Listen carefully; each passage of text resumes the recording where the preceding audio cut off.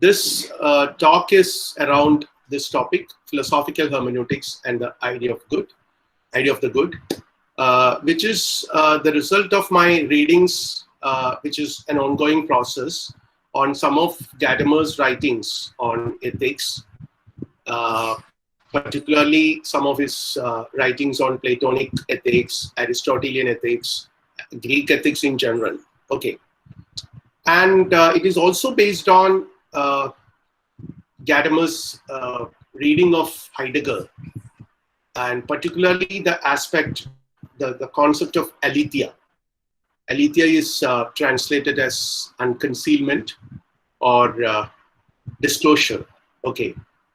So the concept of truth in the Greek tradition, according to Heidegger, Martin Heidegger, Heidegger defined truth as aletheia or unconcealedness. And this is one aspect which Gadamer takes up from Heidegger and further explicates to basically to elaborate his ideas of textual understanding on the one hand and the concept of ethical knowledge on the other. So these two are very important concerns in Gadamer's philosophy, though Gadamer is celebrated for his work on language, interpretation, and linguistic understanding. His ideas of ethics also demands a very special look, because that's also very important, because it presents a very unique concept, which from a very outset, or from apparently, from the outset, it sounds like a bit traditionalist or conservative, but at the same time, he presents a very unique view, a unique perspective about ethical truth. So we'll just try to see these aspects in this lecture today. Okay. So how much time do you intend to give me, Vijay? Yeah, sir, please carry on, sir. There is no specific time restriction, sir. Please do carry on. Okay, thanks, Vijay. So you can see the presentation, right? Yes, sir. Yes, sir. Yeah. So this is what I said. When we start really thinking about Gadamer's concept of ethical truth, it's the Greek idea of aletheia, which means unconcealment or disclosure, which, according to Heidegger, Heidegger actually claimed to have recovered this concept from the ancient Greek tradition, and this presentation is primarily based on this idea of aletheia. I will not be discussing this much, but this is at the background of it. You have to basically understand this concept, which is a very unique idea of truth, because we are all familiar with a notion of truth which has become predominant after the 18th century Enlightenment. Okay. And according to this new, the post-Enlightenment conception of truth basically depends on an idea of correspondence. All of you know that. Okay, you would have studied it in your epistemology courses and classes and all that. So truth is basically understood as a correspondence with reality. And this also presupposes a concept of reality where it is understood as something which is fixed, something which is universal, something which is transcendentally present there. Okay, it could be an idea, something like what Plato thought, or a physical reality as the, post-Enlightenment philosophers, many of these empiricists and all that conceived. Okay, so you have a concept of reality, a world that is out there, an idea which came under attack by many philosophers in the present day, particularly the people like Richard Rorty and the postmodernists particularly deny this concept of a world that is out there, or reality that is out there, independent of its existence, But this concept of truth is something which, or concept of knowledge and truth, something which we are all familiar with. Okay, our statements correspond to a reality which is outside. And it is precisely this notion that is being countered by Heidegger and also by Gadamer in their writings. So that's very important. That's rather one of the key aspects of Gadamer's philosophy and also Heidegger's thought. So what Heidegger did was he was sort of trying to understand the original Greek ideas. Okay, because he raises, according to him, he rather claims that he is reintroducing the original Greek question, the most primordial question of philosophy. What is the being of beings? We'll come to that a little later. Now, another idea that figures in this presentation, which I will not be discussing again very elaborately, I will be only mentioning about it if required. That's the Platonic interpretation of idea of truth as recollection and linking it with ethical truth. Because Plato maintained a concept of truth as recollection, or rather every understanding, or rather, I mean, he doesn't use the word understanding. He says that every truth is nothing but recollection. Every knowledge is a matter of recollection. And these are very elementary things which we all learn when we learn Plato. Okay. And one of the Socratic dialogues where Socrates demonstrates this idea with the help of a slave boy. Then another one is, or rather, one of the most important aspects which we need to keep in mind in this context is Aristotle's interpretation of the concept of phronesis, or ethical reasonableness,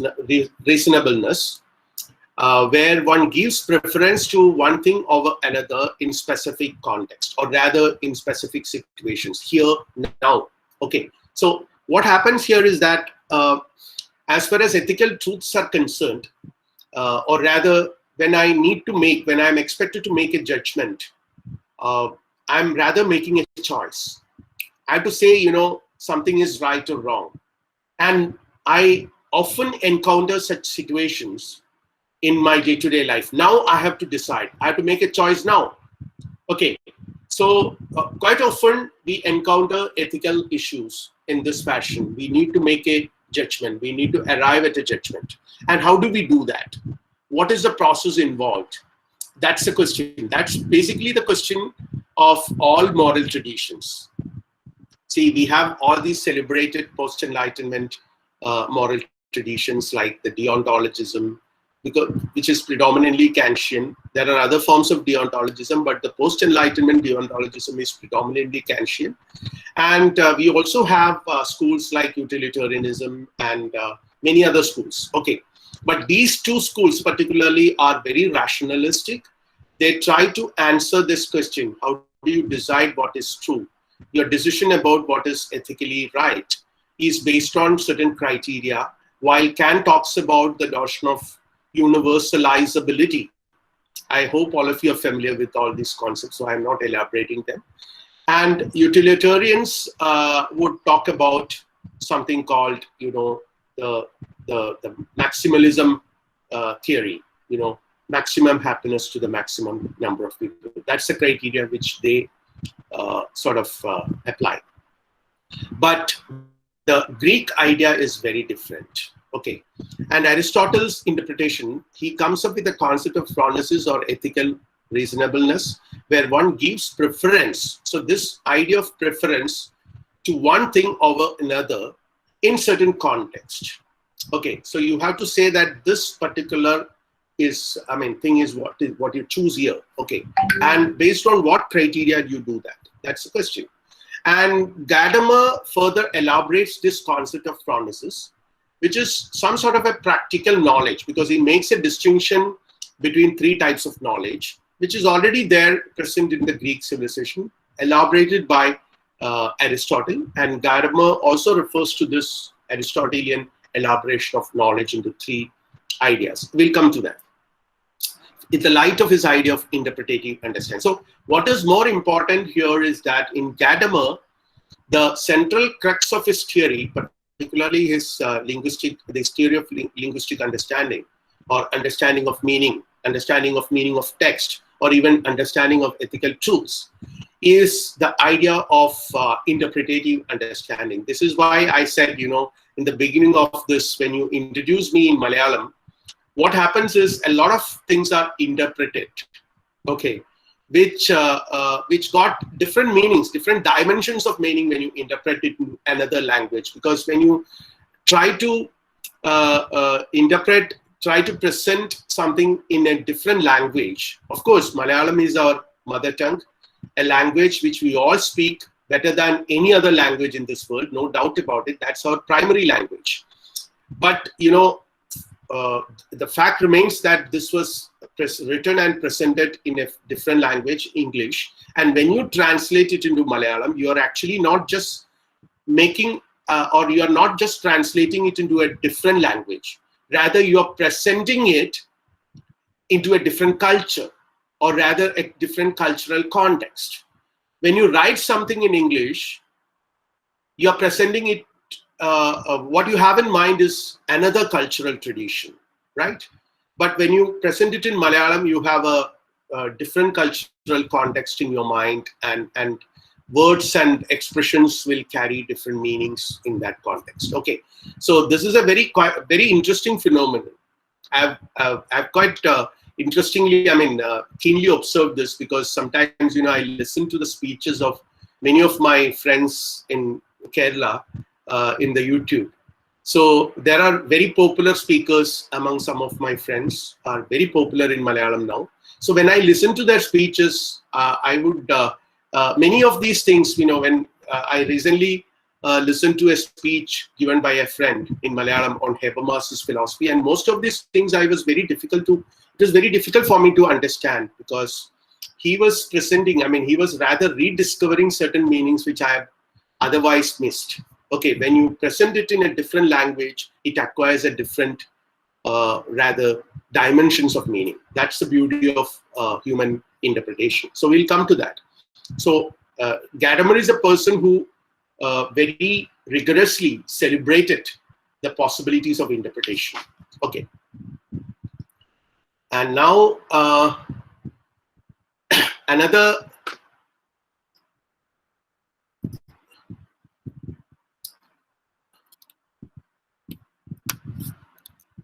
yeah. So let's see some of the implications of this concept, truth as aletheia, or unconcealedness or disclosure. I don't know how this is exactly pronounced in the Greek world. So the first, there are several other implications. I'm just taking only two of them because to serve my purpose in this presentation. Okay, the first one is this concept of aletheia, where truth is identified, truth is equated with unconcealedness or disclosure, will have a very strong implication on the concept of knowledge which we hold. Okay, I've already mentioned this, you know, how the concept of knowledge which we are familiar with is rooted in an 18th century or post-18th century conception of, post-enlightenment conception of knowledge, where truth is understood as correspondence with reality. Okay, but here it proposes a very different concept of truth and knowledge, because Gadamer is one philosopher who very strongly emphasized, very strongly claims that it's not just scientific factual statements that have truth claim, that have knowledge claims, but even art, works of art have very strong and equally authoritative knowledge claims. But then at the same time, they are not equals. Definitely they are different. There are differences. So I was reminded of Wittgenstein's theory of language games. Of course, they are different, but at the same time, you know, you can see the parallels here. Wittgenstein also talks about the different forms of life to which one belongs, and also different language games one is engaged in playing. Okay, so you have the claim of truth which works of art have, something which Gadamer rather has taken up as his lifelong project, to assert that, you know, even works of art and many other things which we normally do not consider as having a truth claim or a knowledge claim have in fact knowledge claim and truth claim, very valid and legitimate truth claims and knowledge claims. So this is one thing, and this could be established only if you advocate a very different concept of knowledge, which is characteristically different from the post-enlightenment conception where knowledge is taken as, or truth is taken as, correspondence. Now, when you come to the second implication is to the concept of ethical truth. As I already mentioned, the concept of ethical truth has two, I've mentioned two important schools of thought, deontologism and the utilitarians, where ethical truth is understood in terms of some rational principle, some universal idea. Okay, for Kant, there is a theory of categorical imperative. He talks about, as I already indicated, the concept of universalizability principle. Kant starts with the notion that, we all have certain maxims on the basis of which we make ethical observations, or rather we make choices, ethical choices on the basis of certain maxims, certain principles. And the point here, what Kant was trying to assert is that these maxims have to be universal. Okay, and how can you make these maxims universal? Only if you really integrate the duty aspect into that, the aspect of duty into it. Okay, so actions which are good have to be invariably actions which are based on duty, in accordance with duty. So mere inclination, a person can be really, really good. There is a very good person with wonderful character, and he invariably does only good things, but doesn't make him ethically supreme in according to Kant's criteria. If this person is exercising his choices not on the basis of this theory, in accordance with duty. There can be people who are good, inclinationally good people. They are just, by inclination, they are good. They do only good things. But that doesn't make him good according to Kant's criteria. That's the paradox of this deontological theory. And utilitarianism provides a very advanced form of calculation by means of which you can arrive at what is ethically good, or what is called ethical truth.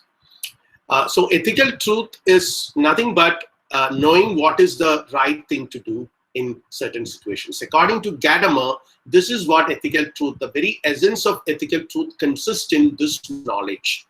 You know what is the right thing to do under certain situations, in the context of your life. And here, Gadamer asserts that this is a kind of a practical knowledge, which he calls phronesis, following the Aristotelian insight. So here I refer to Aristotle a little bit. So knowing ethical truth is to know what is truly the right or wrong thing to do here and now, under specific situations. Okay, so you are expected to make a choice now, okay, about something, about a phenomena, about a behavior, about a certain action. And this, say, for example, the classical example cited by Gadamer is that a person was taken to the court, to the law court, and he had committed a murder, and the judge has to make a judgment considering several facts. All of us know that no court of law can accept murder as an acceptable action, as an ethically acceptable action. Murder is wrong. But at the same time, the responsibility of the judge is to see the circumstances under which the murder was committed. There are several situations, several circumstances in which murder will not become a crime. For example, killing a person in war. You kill another person, your enemy, in war, where you will be rather rewarded. Rather than getting penalized, you will be rewarded for that. If you could kill hundreds of enemy soldiers with a bombing, you would rather be rewarded for that. Okay, so that's quite interesting. That rather reveals some interesting aspects about ethical knowledge. How do you make a judgment here? And if the murder is committed in defense of your life, and if you can prove that in the court of law, you will not be punished. You will not be penalized for that. But if the murder is something, in legal terms, they call a cold-blooded murder, well-planned, cold-blooded murder, then that demands immediate action and also a reward of punishment. Okay, so the judge has to take into account all these practical aspects, the context in which a particular action is performed, and on the basis, in the light of these contexts, what he normally does is, he or she does is, the judges, they will apply the universal principle that murder is wrong, ethically wrong, and this principle is not just blindly applied to all contexts, but they also take into account the practical context in which the murder has taken place and apply it with a lot of caution. So the same act of committing murder may sort of result in different types of punishments, or sometimes not even punishments, sometimes even in rewards. Okay, so that is the importance of practical knowledge, which Gadamer says is phronesis. Here, what requires from the part of the judge is something called phronesis, and this kind of a practical knowledge. How do you arrive at such practical knowledge? Often, when you come across. Hello. Yes. Anything? No, please continue, sir. Please continue. I think that it was. Okay. So this is actually not a theoretical approach nor something which happens in applied sciences. This is a very common analysis, which is a very primary analysis, very elementary analysis, which Gadamer makes, or rather Gadamer refers to Aristotle here.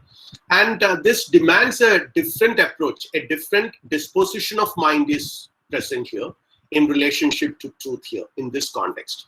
And Aristotle says that, or Aristotle makes a distinction. He distinguishes phronesis from episteme or techne, which I don't think I need to elaborate, but I just very briefly mention this. There are three types of knowledge: episteme, techne, and phronesis, where the first one is theoretical scientific knowledge, where the reality or truth it knows cannot be other than it is. Mathematics is probably a perfect ideal example as far as episteme is concerned.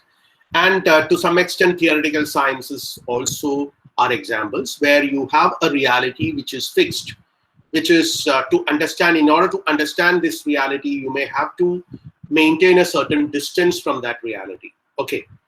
And now the second one is techne, where knowledge of a craftsman, where reality that did not exist before. So if a carpenter has to, or a sculptor is planning to bring out a statue from a lump of whatever raw materials, this object doesn't exist in advance. It only exists in his mind, or in a vague sense, we can say that it exists in his mind.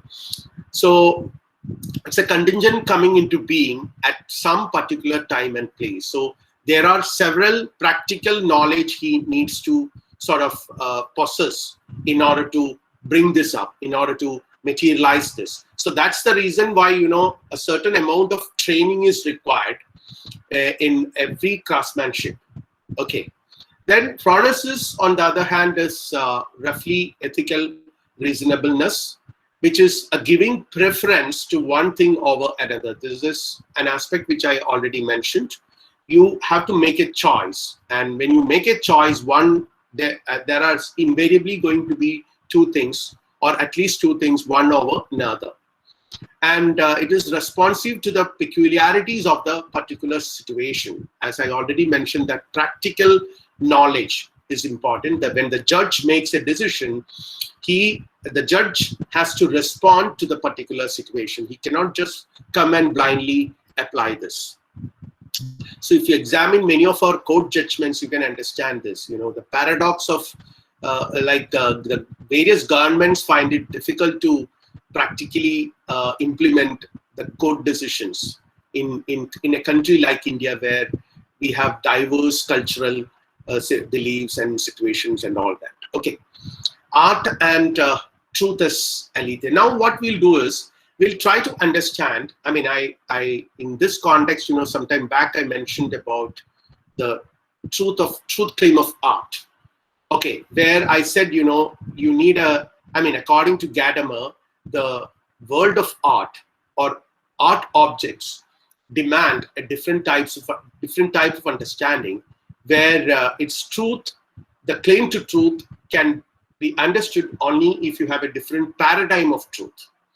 And it is here, the theory of unconcealment or disclosure comes into picture.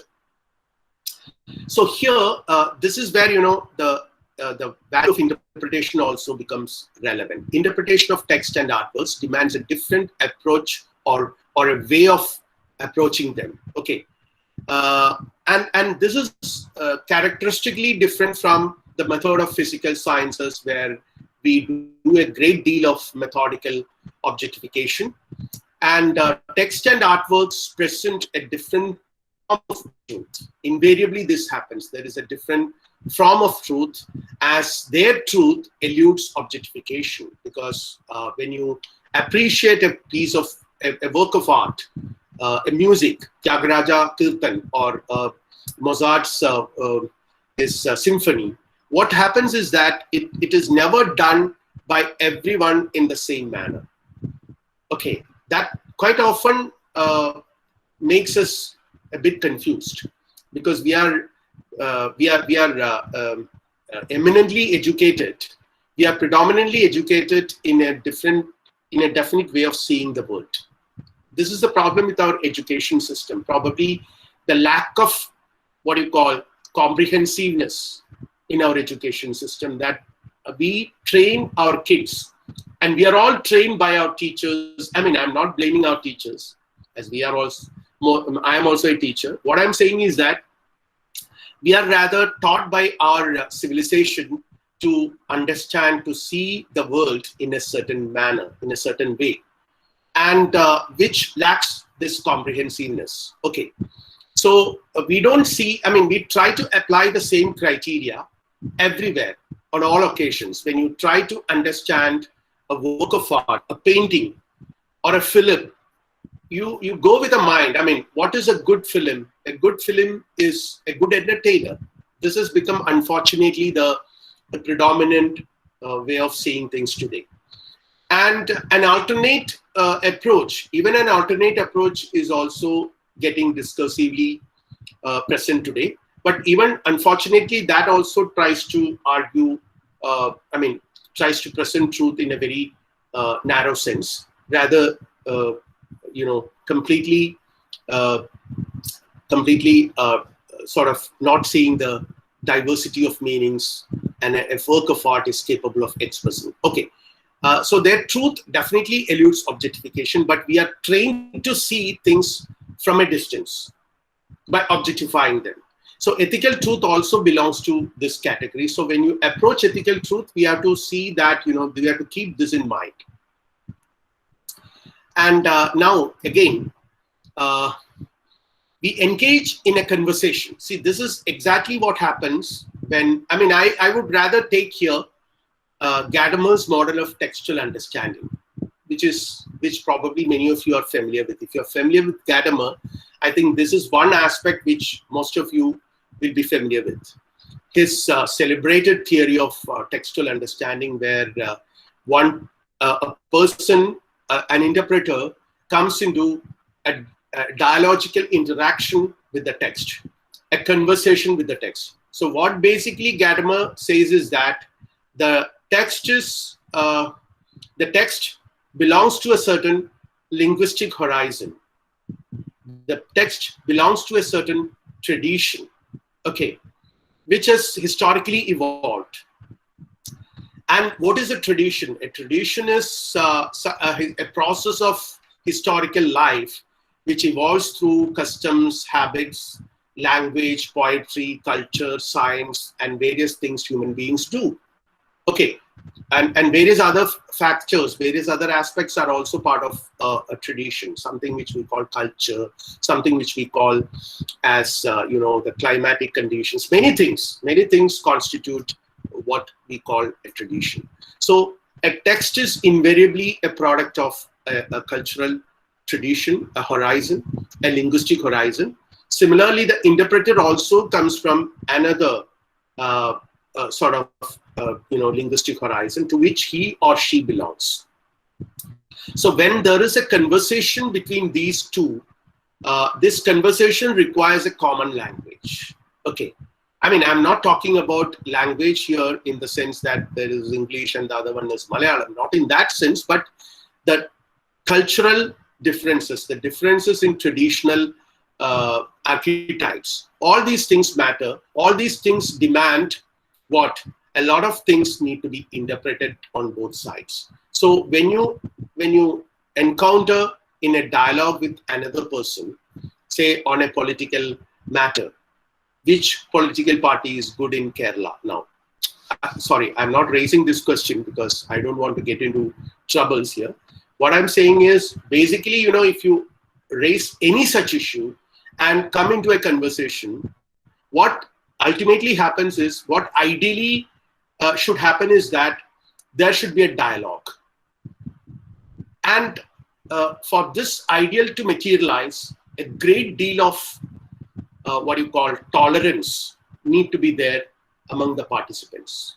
Otherwise, it would end up like what happens in our 8 o'clock primetime news channels, where people fight with each other. They come with the intention to fight.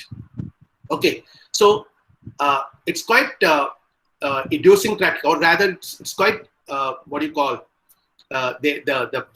purpose of coming for a dialogue. It's not for they don't come for a dialogue.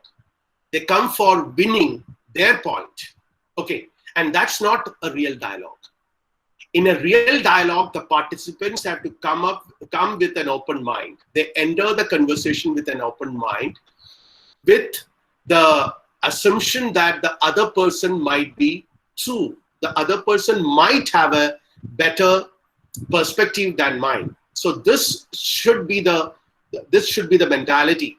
This should be the frame of mind for a person, for an interlocutor, for a participant in a dialogue. But unfortunately, this doesn't happen in many situations. But anyway, we are talking about ideal situations. We engage in a conversation with the work of art. This happens not only with human beings, fellow human beings, but also with works of art, historical events, and all that. We try to understand what it is. So we are entering into a conversation with that text.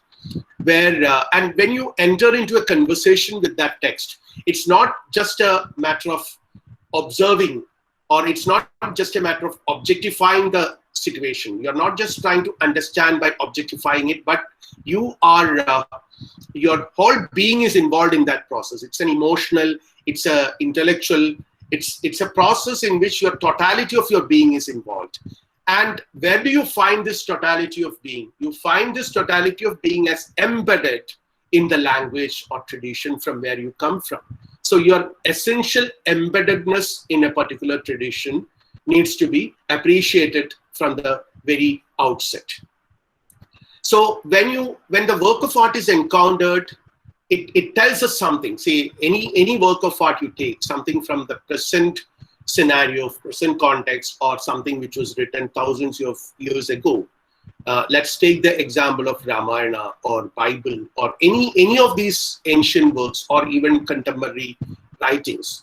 Any of these things, it tells us something which we understand in the light of our horizon of meanings. This is exactly why there is no perfect agreement between people on the truth of works of art, and that's not desirable also. Actually, that's not the intention of a work of art. The work of art, the truth of a work of art is not something which is fixed, which is transcendently there, but it is something which is understood by different people differently. Okay, that's the very scope of a work of art, that the diversity of meanings, it can rather proliferate. Okay, that's the scope of a work of art. That's the beauty of a work of art. And it is, we make, see, the work of art will always, when it appears for the first time, what comes to us, or what, it presents in front of us, it's otherness. it's very unfamiliar for us, something which is very different from what we are. Okay, say Mahabharata or any text for that matter. You take any text, okay, Bhagavad Gita or Bible or Quran, any of these religious, so-called religious, and I mean, I don't consider basically, I mean, as a student of philosophy, we can take them as not necessarily religious texts, but as text, simple. Okay, so when they present before us, there is an element of otherness. There is an element of unfamiliarity. Okay, they present that unfamiliarity because, you know, our context is very different. When we try to understand the dialogue between Krishna and Arjuna, or a dialogue between you know, any two characters of Dostoevsky's novels, which actually happens in 19th century Russia, but me from 21st century or 20th century India is a mix of all the traditional insights. I'm a product of all these complex traditional customs and habits and belief systems that has shaped my identity, shaped me as a being. Okay, so the text initially presents itself as something which is very unfamiliar, something which is other, and we make the otherness of the textual truth familiar by relating it with a pool of meanings which that constitutes our being within our tradition. So who are we? We are not something which is again a fixed entity. Okay, we belong to a pool of meaning which have impacted, or rather which constitute our being in a certain way, and each one of us is a unique existence. Each individual is a unique, not in the subjective sense of the term, but in a very intersubjective sense of the term. Each individual, each interpreter is a unique entity who is the product of a tradition which has infinite perspectives embedded in it. Okay, and yours is only one of the perspectives. So now when you encounter the text from your horizon, what happens? You are familiar with this horizon from where you come from. Okay, and the otherness of the text presents before you. You try to understand it by relating it with your familiar meanings, the pool of meanings with which you are familiar with. So you try to make it familiar to you. You try to make it native. A foreign, right now it is foreign, but now slowly you try to make it native. And this is what exactly happens in all process of understanding. And now let's see what happens in knowing ethical truth, which is called as phronesis. Sometime back I mentioned this. Knowing what is truly the right or wrong thing to do is a realm of ethical choices, not by abandoning a theoretical approach. Sorry, adopting a theoretical approach. So exactly the crux of ethical truth consists not in adopting a theoretical approach, not alluding to something which is universal, okay, and transcendental, but knowing what is truly the right thing to do now. I have to make a decision now. It's a practical situation where I need to come up with a preference, a choice, a realm of ethical choices. And it's not fixed to universal transcendental reality. There is no idea of good as you know, Plato said earlier. In the understanding of ethical truth, what happens is that one cannot put oneself at a distance. It's not a theoretical endeavor where you place your object of understanding at a distance and stay away from that and observe it and understand it, like what happens in a laboratory, but instead you are involved in the process. When you make an ethical choices, when you say that a particular political leader is correct, what is happening is that you are making a ethical observation where the totality of your character is participating in that. Or rather, when you make an ethical choice and you articulate it, I can understand your being, the character. Your character is visible in it. Okay, so one's totality of being is involved in the process of making choices. It's not just, a theoretical understanding, a very intellectual endeavor. Okay. So we ourselves are in fact embedded in and belong to the thing that concerns us. This is what Truth and Method, Gadamer's Truth and Method says. We ourselves are in fact embedded in that situation. So we belong to that thing that concerns us. So we need to sort of make sense of what is happening. So the same thing happens when we try to understand the textual meaning. Say any text, whether it is a Dostoevskian novel or a novel written by, someone in Kerala, C.V. Raman Pilla. I cite this C.V. Raman Pilla because he is one of the oldest novelists from Kerala, who is the celebrated author of Ramaraj Bahadur, Martandorma, and all that. So a very powerful writer he is. And when you try to understand this novel, which was written in late 19th century or early 20th century, what happens is that, there are, any book, any work of art, any writing you take, any text you take for that matter, we find that, when we understand, we cannot really step out from the context where we find ourselves, the tradition to which we belong, but rather we are involved in that process of understanding it. We always make a judgment about it when we understand it. Now, in this context, we can ask this question: what happens?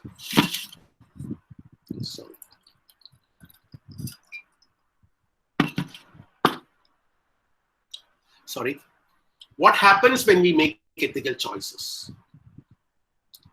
Which is a process of understanding that as a linguistic process, which is almost like, exactly, this is what I said, when you try to understand a textual meaning, the meaning of a text, it's almost the same thing that happens here.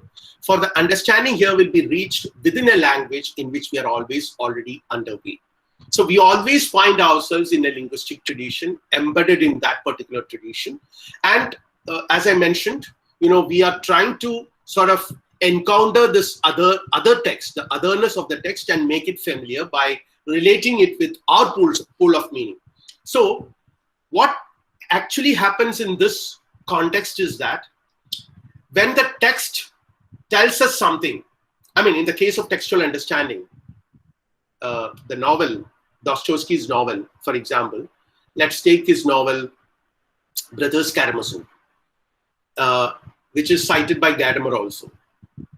In this novel, there is a particular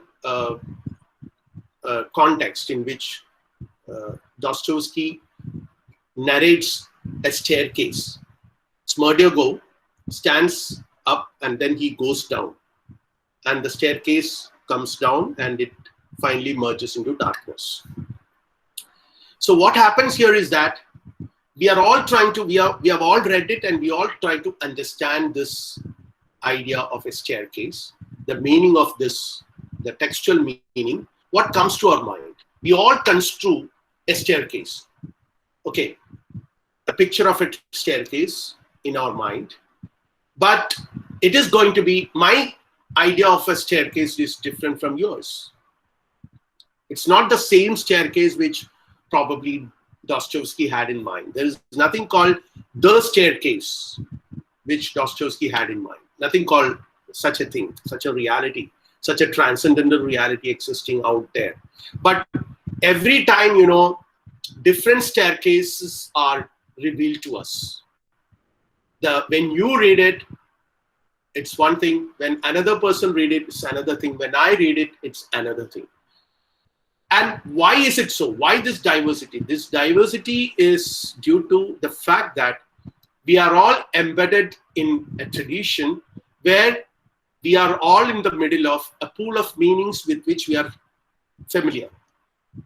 So we try to relate every new concept that comes to us with this familiar pool of meaning, and derive a meaning.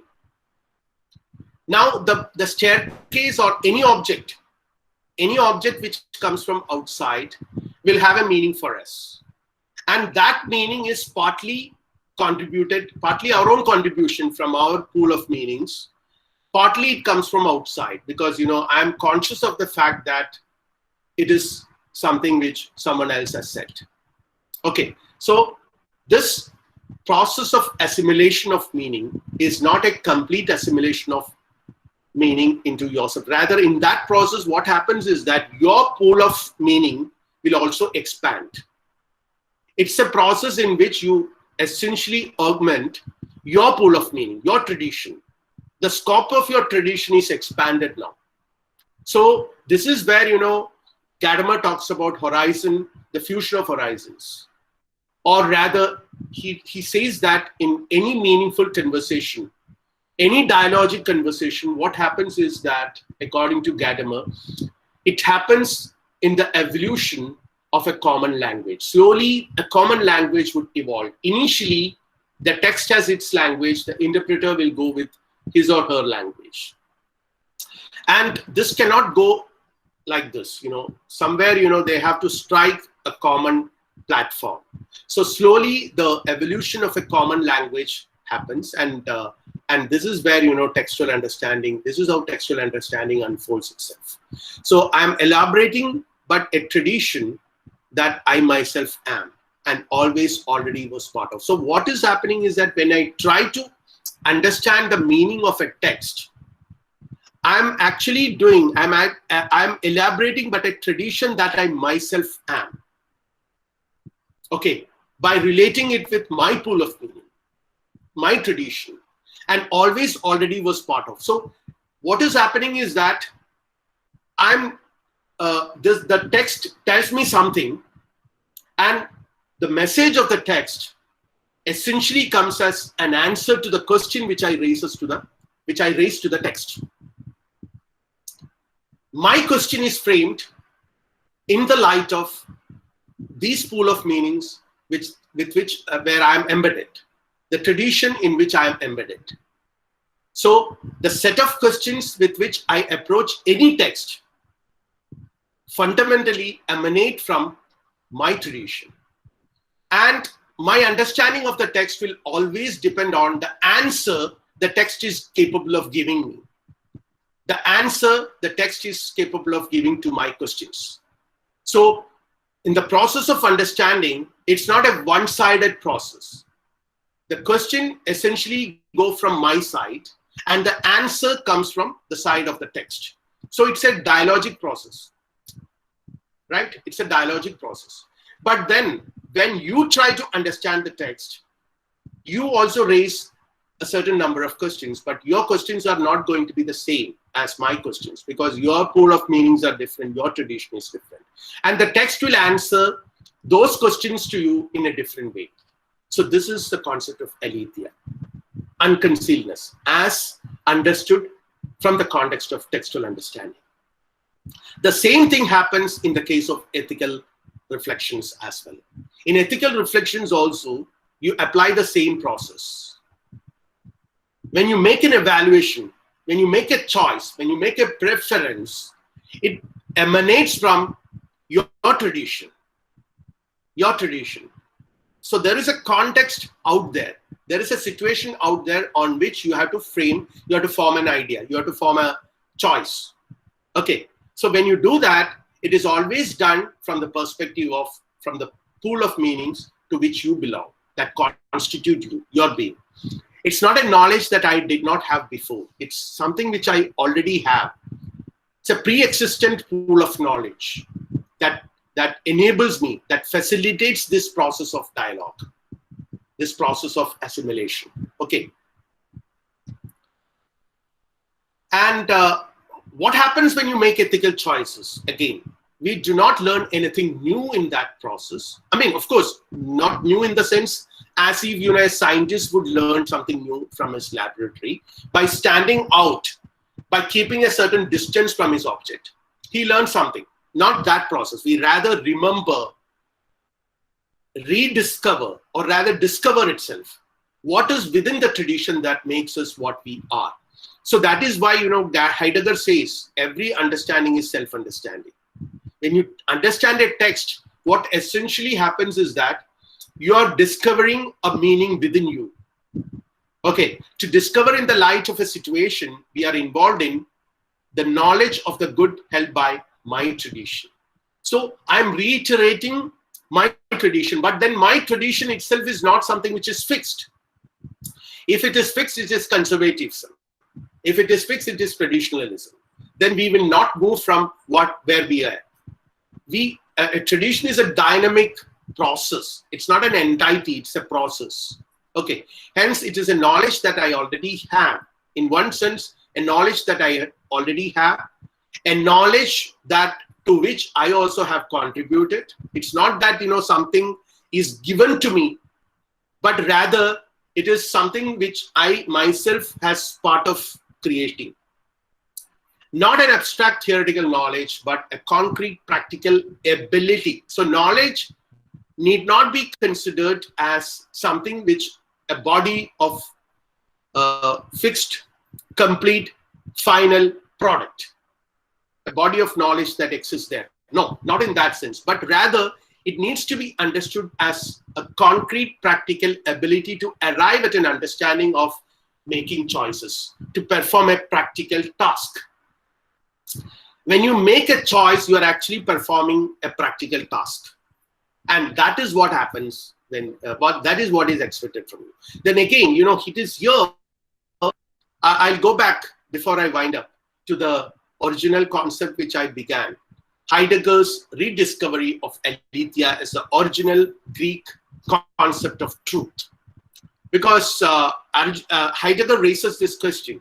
I mean, for him, as most of you know, that the most important philosophical question for Heidegger was, what is the being of beings?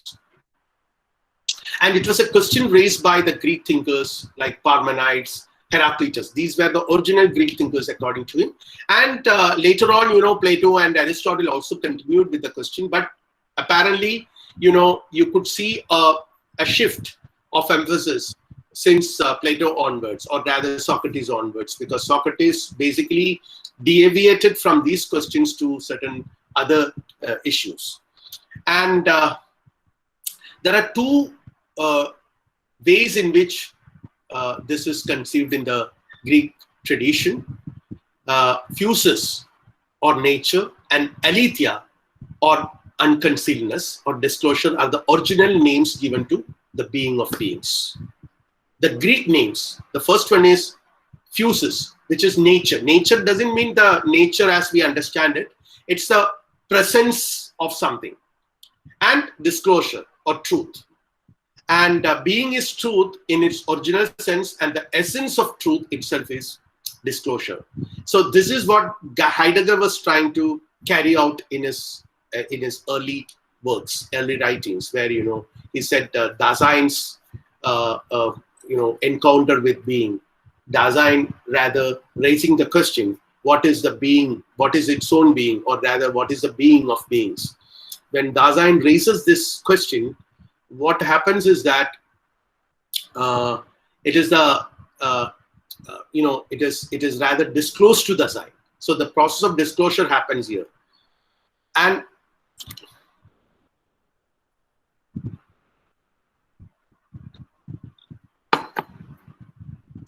again, in this context, if you see the concept of ethical truth, which can be understood in terms of what I just mentioned, the idea of disclosure, one has to make a choice, has to come up with a preference about something is right or wrong, not in the light of a transcendental principle or universal truth.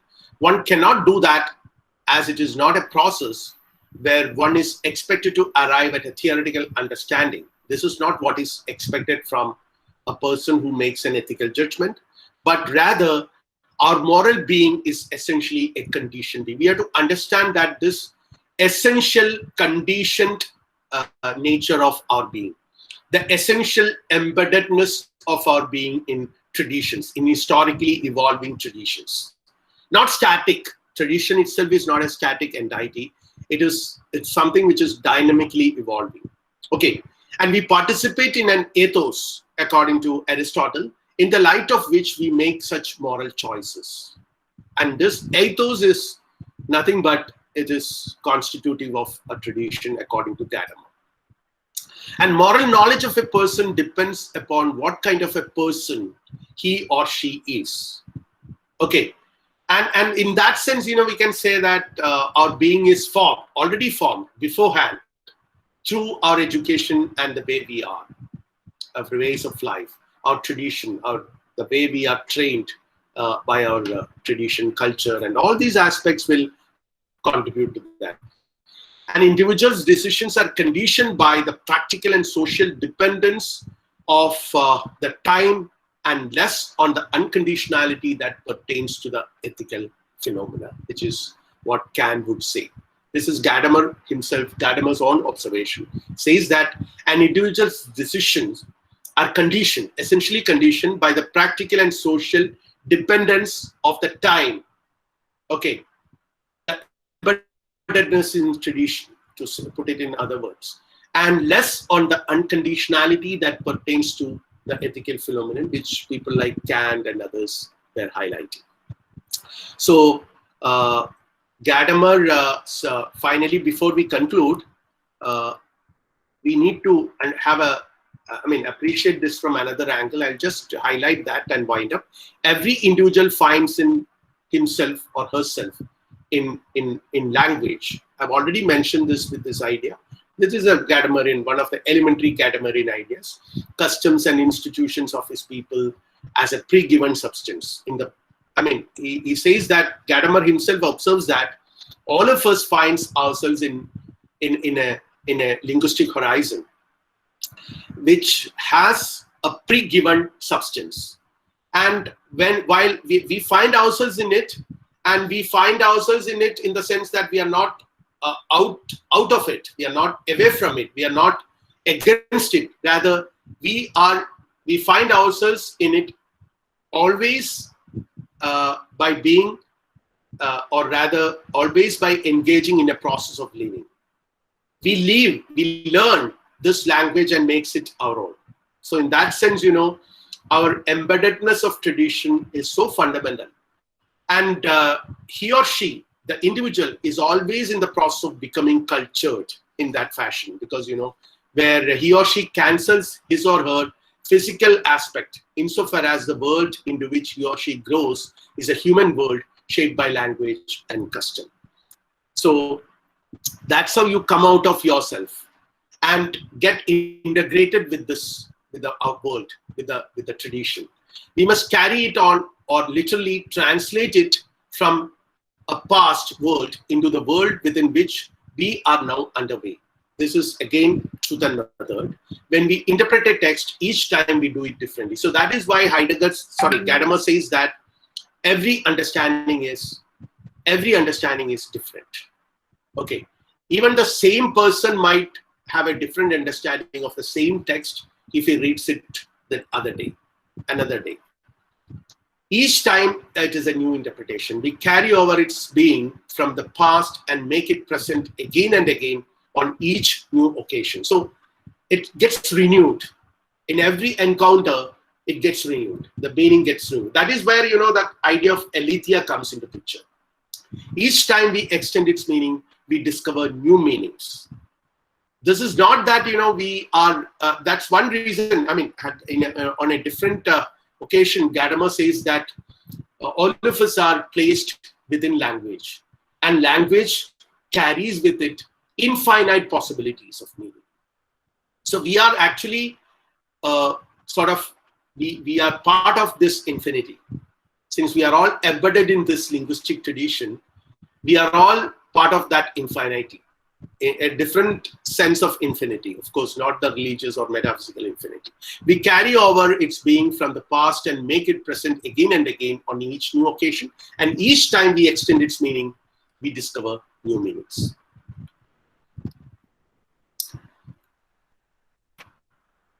Each time it discloses different meanings to us. In the process, we rediscover our own being within our tradition. So that is why, sometime back I mentioned that Heidegger says that every understanding is self-understanding.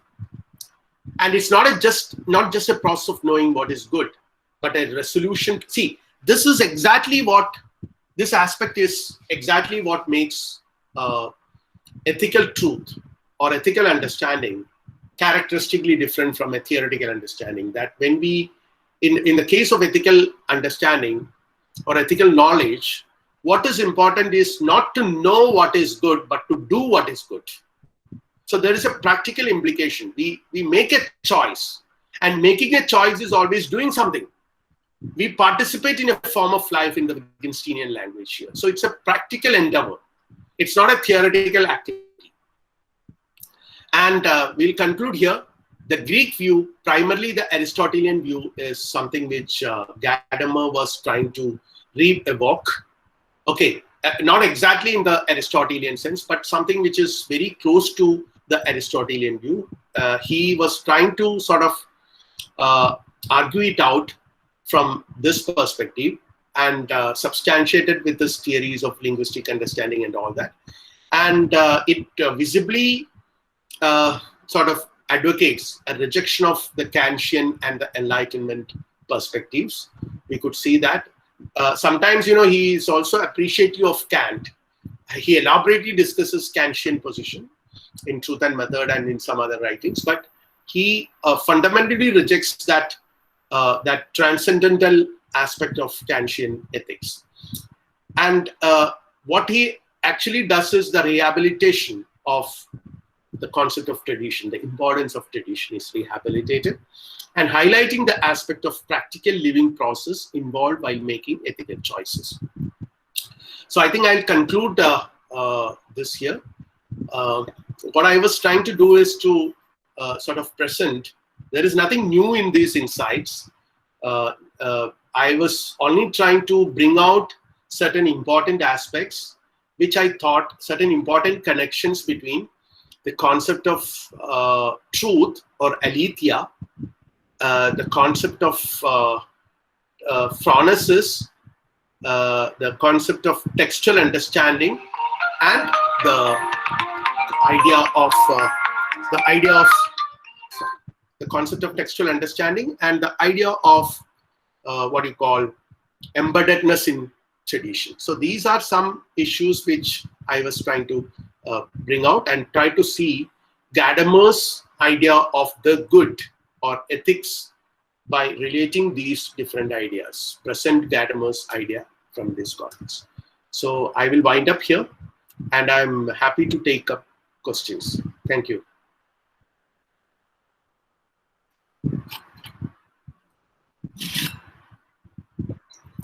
Thank you very much, sir, for the enlightening lecture. The session is open for discussion now. If you have questions, you can unmute your mics and ask, or you can post them in the chat box.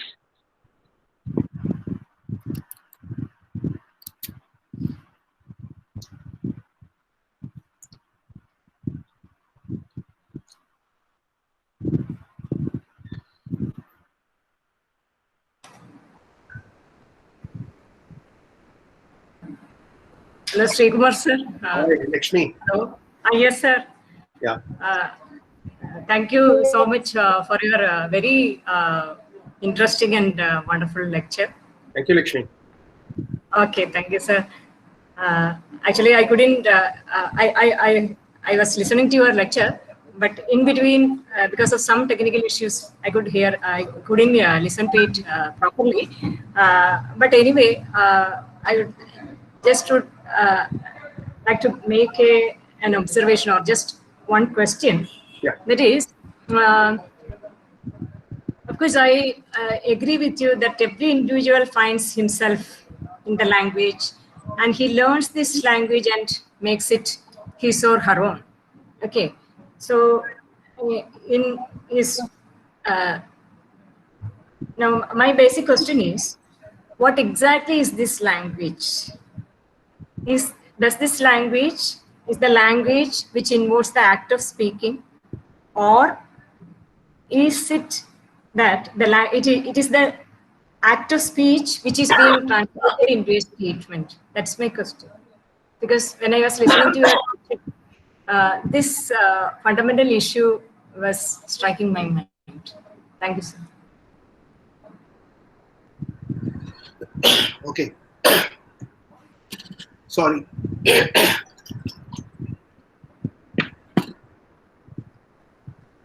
Lakshmi എന്നെ വെള്ളം കുടിപ്പിക്കുക.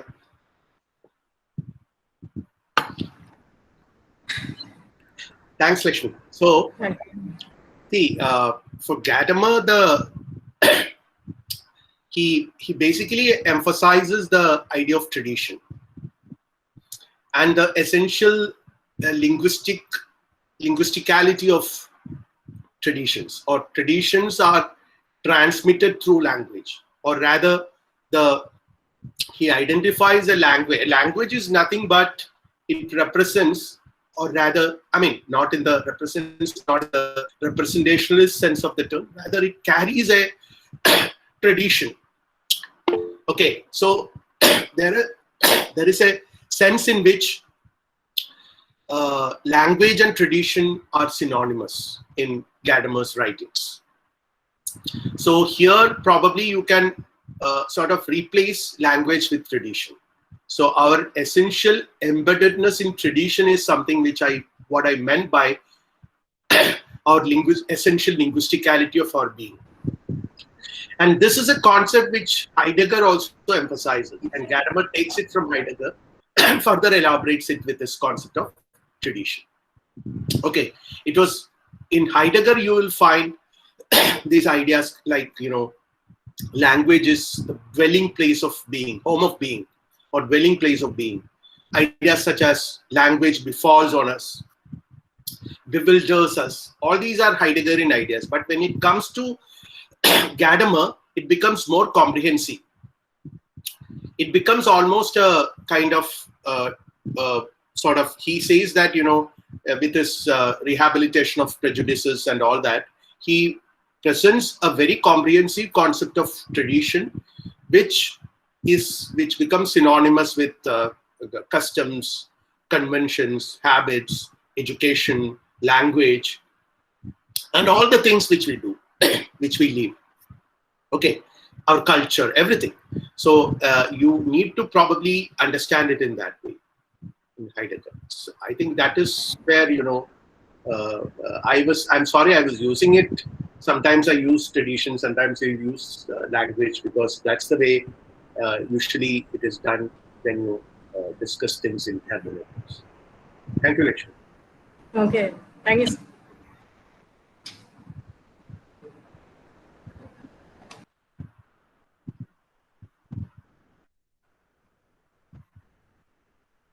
You have to unmute. I am Jayanti, CV Jayanti from SRM Institute of Engineering Technology, sir. Oh. Sir, question is like you're also working a lot on ethics, basically, and people don't basically work on Indian ethos and constructed. Mostly they are into Western studies. Why are we not concentrating on bringing up more studies, sir? Sir, like Dr. Sharma from Indus Institute of Management, Bangalore is doing it. And why don't we revive our... Should we discuss this here? Because this talk is mostly focused on Gadamer's understanding of the good, right? So I think this is you have raised a very interesting and important question, no doubt about it. And it's also not true that people are not working on. A lot of people work on this, and there are a lot of work, have come up in this area. But my first PhD scholar has published. I mean, his thesis was on this Indian ethics. So it's not that and since you raised this issue here, I could see very striking parallels between the Greek ethics and Indian ethics, particularly the ancient Greek ethics and ancient Indian ethics. The concept of dharma, for example, which we discuss a lot in the Indian tradition, is very close. I mean, I'm not saying that it is one and the same, but there are also similarities, very striking similarities between these ethical aspects as our ancient sages and philosophers discussed in our Indian tradition. and the Greek tradition. There are a lot of other similarities also. The Greeks also existed as autonomous city-states. In India also we existed as autonomous principalities and all that. So it's very interesting to see that, you know, how these ancient people thought alike on many aspects.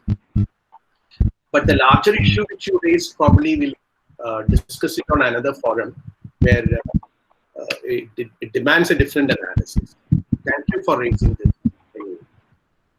Thank you, sir.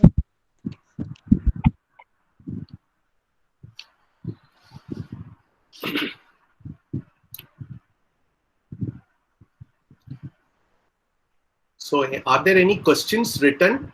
I'm sorry, I'm just not seeing the chat box. No. Sometimes, you know, writing gains priority Yes. over saying. Yeah, I request all the participants to feel free to unmute their microphones and pose the questions directly to the resource person.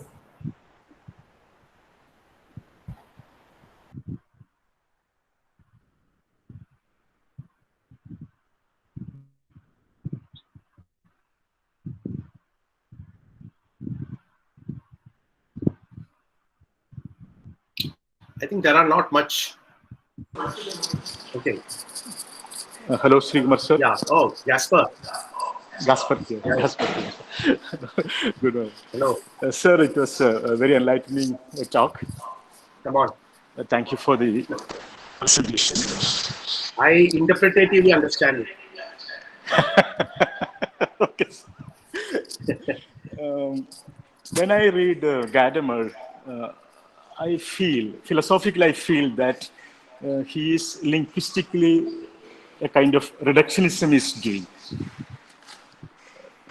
And his masters, I mean, Heidegger's notion of project is not that much concerned in Gadamer. The very language that is moving to the future, it was the concern of Heidegger actually. But Gadamer was trying to situate in the context within which the interpreter is trying to interpret the prejudice. So the notion of language as a move towards the future, even though he is trying to say that there are infinity of possibilities, all those possibilities are linguistically anchored into the structure of meaning. Later, I think Paul Ricoeur has criticized this position by introducing the notions of emplotment as well as notion of metaphor. So, if Gadamer was listening to Heidegger a little more deeply, then this particular problem of falling back to the linguistic reductionism may be avoided. This is all a comment. I do not know, as a Gadamerian scholar, how do you see this reading? See, Gaspar, I'm not a Gadamerian scholar, first of all. a philosopher, Gadamerian philosopher. I love to you call you can like. call me a student of Gadamer's philosophy. That would be more appropriate. So anyway, the point here is that I don't know whether you can. I don't consider Gadamer is a linguistic reductionist. Gadamer is not a, but rather I would say that any form of reductionism or any form of articulation presupposes language. So the problem here is that, as you rightly said, Gadamer himself was sort of trying to present a Heideggerian view, but with the publication of Truth and Method, you could see an original thinker evolving. 1960, it got published, and after that, Gadamer's works moved around. I mean, it really went away from Heidegger on many counts. But I would rather say that interestingly, there are some people even say that it was Gadamer who made Heidegger accessible, because Heidegger was a very complex thinker. With some of my, even when I met a few German scholars who visited our institute here. Then when I, just to impress them, I told that I was reading Heidegger. Rather, I work on Heidegger's philosophy. They were all quite happy because, and most of them, surprisingly, most of them were, none of them were philosophers. One of them was a town planner, another one was a administrative officer, another one was a mathematician, and there are people from different walks of life, not a philosopher, but all of them knew Heidegger, a philosopher. All of them knew Gadamer. See, Germans are in that way marvelous. They respect their philosophers.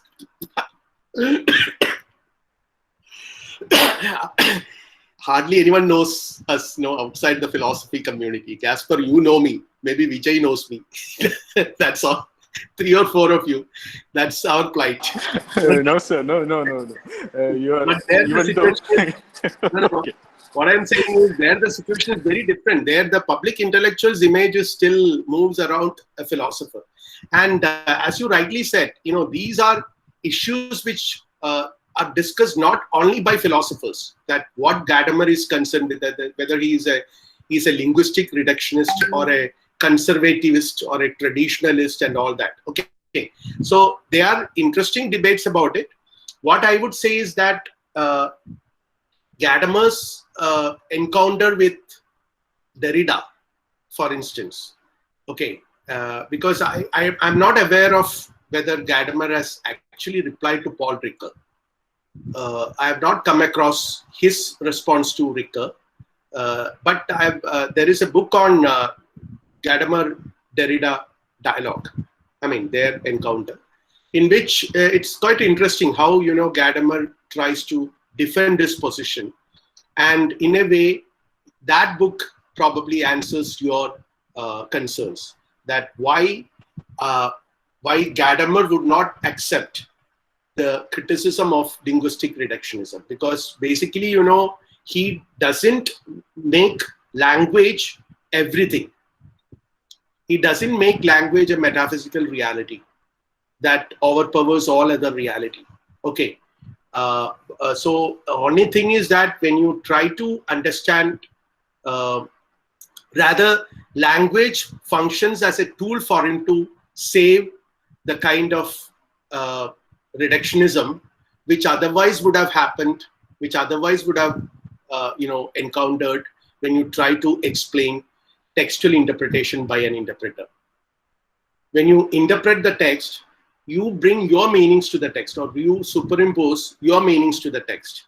But here, with this concept of aletheia, with this beautiful concept, of aletheia, which I believe is part of many ancient traditions, not just Greek, Indian, and all that. I believe it is part of many ancient traditions, this concept of aletheia, where the text tells you something. Okay, it reveals you the kind of truth which to your perspective, to your embedded being. Okay, so in that way, no embedded being is finite. In one sense, every being at the same time finds himself or herself embedded, but also transcend that embeddedness.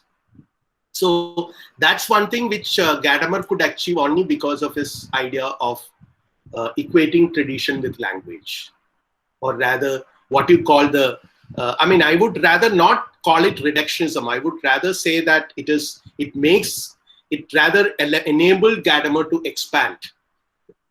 Okay, the scope of textual meaning to expand, because it enables us to rediscover on every occasion different meanings, rather than reducing everything to one particular perspective.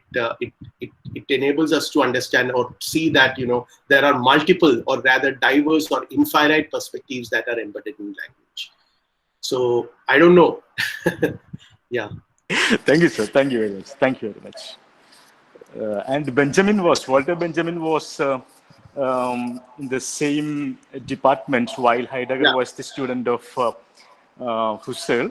And Benjamin had redirected this particular linguistic concerns in a different manner. In his That was a different Heidegger, Jasper. Yes, yes, yes, yes.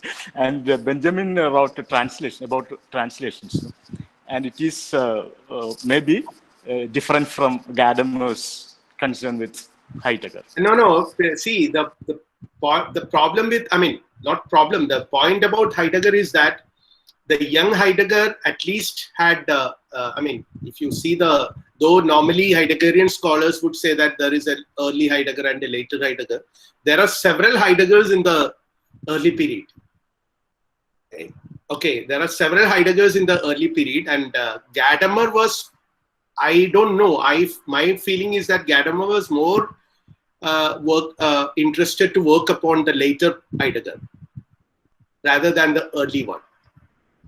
Okay, though he, on certain occasions, he alludes to the early writings of Heidegger also. Sometimes in a major way he does it, but I feel that, you know, his affinity is more towards the later Heidegger. One good thing about Gadamer is that he died at the age of 102 and worked till 98 or 99. So he kept on rediscovering new meanings in his own thoughts. Yeah. Thank you very much, sir. Thank you very much.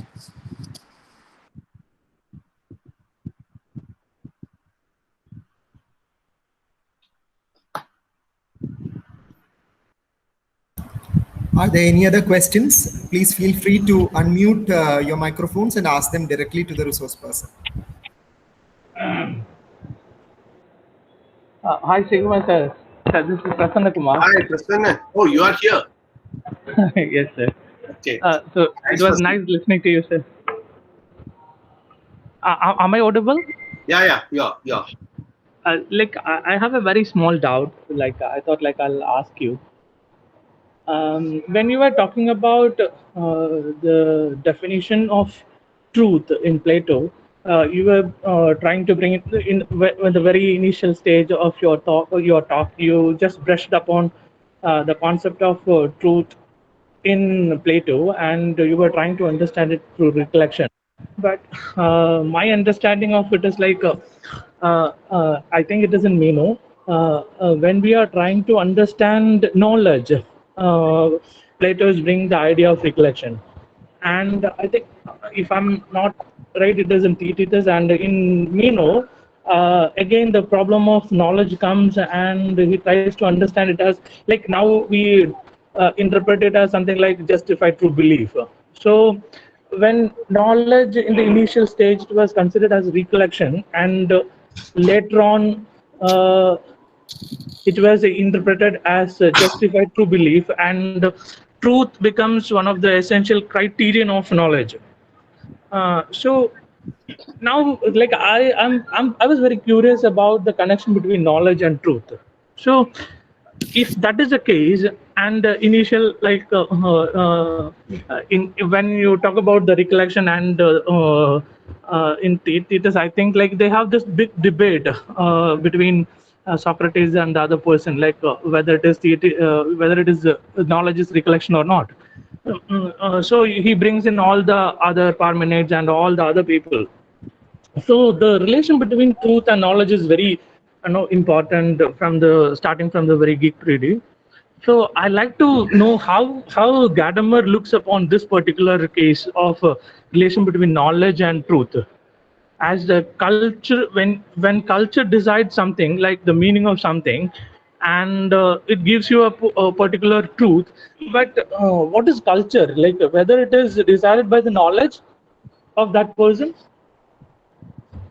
See, Prasanna, I referred to Plato not to really bring out the Platonic insights, but Gadamer's reading of Plato.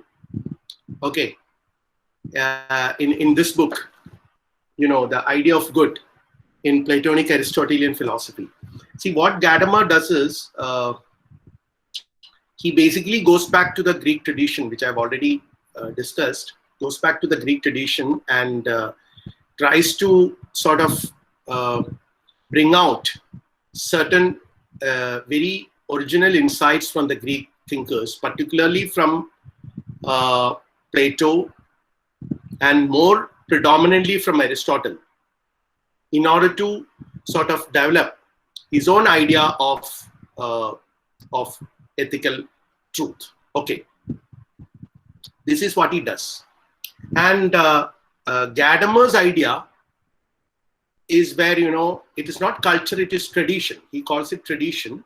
It is a tradition in which you find yourself, you are embedded, and your understanding is not of something which is alien to you, something which is standing out there in front of you, but something which is already there in you. Okay, so you basically carry out a process of discovering or rediscovering rather than sort of encountering something totally alien or new. So when you make, I mean, ethical truth is where this essential self-discovery happens. Okay, this is what happens in the case of ethical truth. And when you make an ethical choice, what is articulated or what is expressed is your own character, your own being in a certain sense. Because it's a process where you discover yourself. It is here, you know, Gadamer refers to Plato. In Plato also, there is an idea of recollection.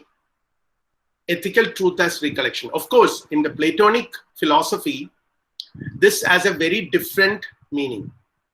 And in one sense, you know, at the highest stage, Plato sees truth and knowledge as identical.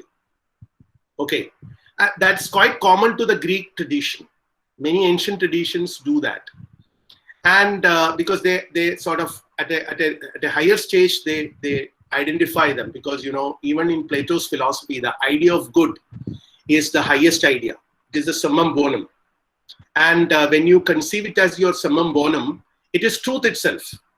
So the highest good is truth itself. That is the idea which is propagated by Plato and in general by the Greek philosophy, I believe. I mean, not the pre-Socrates. I don't know. I am not an expert in that, but somewhere I've been reading all this stuff, and many places they have explained this. And it is in this context I refer to Plato, not to elaborate upon Plato's idea of truth or knowledge, but rather Gadamer finds it interesting because, you know, this idea of recollection, he would relate it with his notion of what? When you articulate, when you make an ethical choice, you are rather getting back to your own tradition, finding out ways to navigate. This is exactly where, you know, Gadamer sees the connection. It is in that context I was trying to, I made a reference to Plato. But originally, what was Platonic notion of truth and all that? I'm sorry, I'm not an expert in Platonic philosophy.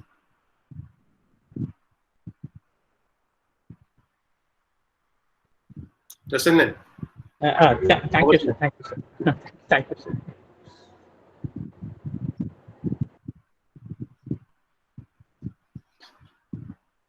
So Vijay, I believe it is all of our.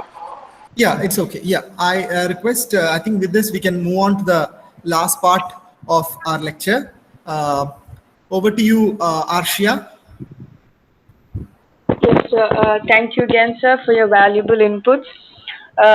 Now we would like to invite Vijay, sir, to deliver the vote of thanks. Sir. Thank you, Arshia. It is always a great joy and pleasure to listen to Sreekumar, sir.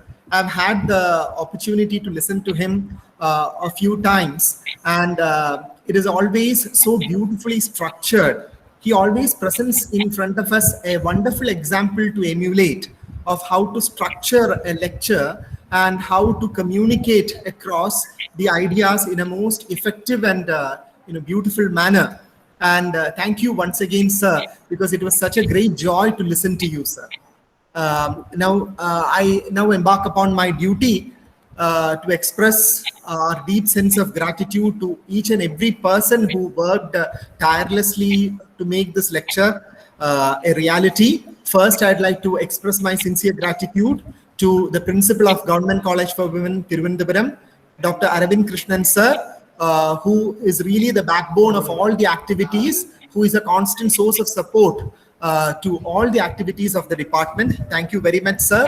It is a very hectic day for him today. Otherwise, he had joined to offer felicitations on the occasion of the 2 earlier lectures.